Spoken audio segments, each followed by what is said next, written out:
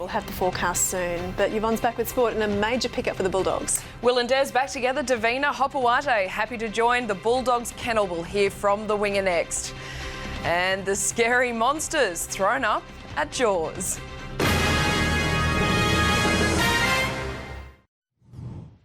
Australia and the West Indies got their first look at the Hobart pitch that they'll be playing on for the opening test this Thursday.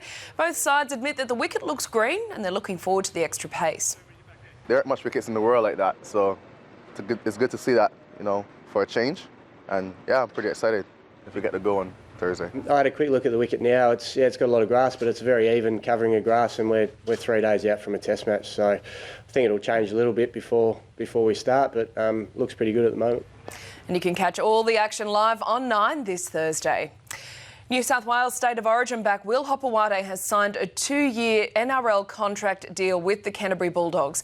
The 23-year-old says the desire to reunite with former coach Des Hasler was the driving factor behind his move.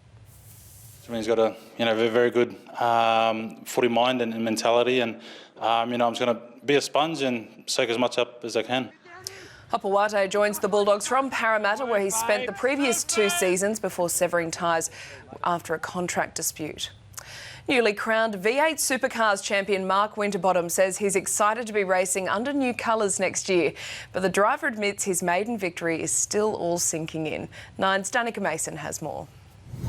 It's been a big couple of days for new V8 champion Mark Winterbottom. His victory is still sinking in, and today unveiled his new-look car as the new face of Bottle Racing for next year. It's really strange, to be honest, to put a suit on and it's green and black, but yeah, it's a feeling I'm going to get used to. They're on for quite a few years, and yeah, I'm really looking forward to it. It's 12 years in the sport wearing blue, and I've just completely wiped that wardrobe, and she's all black and green from now on. And there are reports the City 500 could be shifted away from Homebush to be held at Eastern Creek, but Winterbottom says he'd be extremely disappointed if that happened, as he really enjoys the great street circuit at Homebush. Homebush is a one-built purpose track that us drivers love, but in a day's time it's back to streets and going to offices. So yeah, there's 2 fights to the battle. And the celebrations won't stop just yet for the V8 drivers. They'll have their annual gala dinner at the Star tonight with a special performance by Delta Goodrum.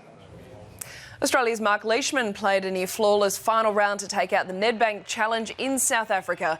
He comfortably won the title by 6 strokes to finish the tournament at 19 under. It's the 32-year-old's 9th professional title and his first on the European Tour. In scenes that would make even the hardest of surfers quake in their boots, this was mayhem this morning at Hawaii's iconic Jaws break. The swell reached between 40 to 50 foot. The world's biggest wave surfers tackled the huge conditions, but found it hard to escape the powerful surf. The jet skis went flying, the surfers went tumbling into these massive waves. Australia's Mark Matthews had one of the worst wipeouts of the day, suffering a shoulder injury on this huge closeout. Very, very lucky to come away with just a shoulder injury, Davina. That is very frightening. You'd have water coming out of your nose and your ears for the next week. I'd never come up, that's the problem. No, please do. Bonnie, thank you. See you soon. We'll still to come at 9's afternoon news, finance and the latest weather with Rebecca Judd. And Beck, when are conditions expected to cool down? Hi Davina, the next 24 hours will still be hot, but then a mild change arrives with even cooler winds to follow on Wednesday. I'll have all the weather after the break.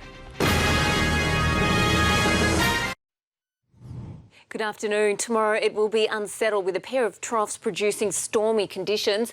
Winds will start out warm across the southeast but become very gusty ahead of a cold front, and then they'll shift to cooler westerlies. At this stage, storms under the trough aren't expected to produce too much in the way of rainfall, with falls generally a couple of millimetres or up to 15. But if severe thunderstorms develop, there could be heavy falls. For Victoria, squally winds are more likely, but staying dry and mostly sunny in Brisbane, and temperatures spot on the December average from 20, reaching a top of 30 degrees. 27 and cloudy for Sydney, also a bit muggy with a few drops of humid rain in the afternoon, and a very humid top of 33 for Melbourne with stormy showers, heaviest mid-afternoon, and then a squally change around 6 p.m. 26 for Canberra with showers developing late morning. Morning rain in Hobart but still warm, reaching 27 degrees. Adelaide will drop 11 degrees tomorrow with a top of 28. Mild in Perth reaching 24 but increasing afternoon sunshine and storms across the top On Wednesday, cooler winds will push across the southeast, but stormy showers will develop over New South Wales and again over the north. Brisbane will stay dry, reaching 30, 35 for Sydney, but becoming unsettled around lunchtime with afternoon storms. The odd rumble also for Canberra in the afternoon. 24 degrees in Melbourne and mostly sunny. 26 for Adelaide with cooler winds in the afternoon. Enjoy your evening and I'll see you tomorrow, Davina. Beck, thank you. Checking finance for you now. The share market has finished the trading day flat. Despite early strong gains by Telstra and the big banks, the All Ords closed up 4 points. And in currency, the Aussie dollar is fetching 73.31 US cents, 48 British pence and 67 euro cents. Well, takeoff for Atlas V rocket, and it's now making its way towards the International Space Station. The unmanned rocket is carrying 3.3 tonnes of much-needed cargo, including groceries, computer equipment and even a few Christmas surprises. It's the first successful shipment to the space station in 8 months. And that is 9's afternoon news. Our next bulletin is now coming up at 6 o'clock. I'm Davina Smith. Have a great evening. We hope to see you tomorrow.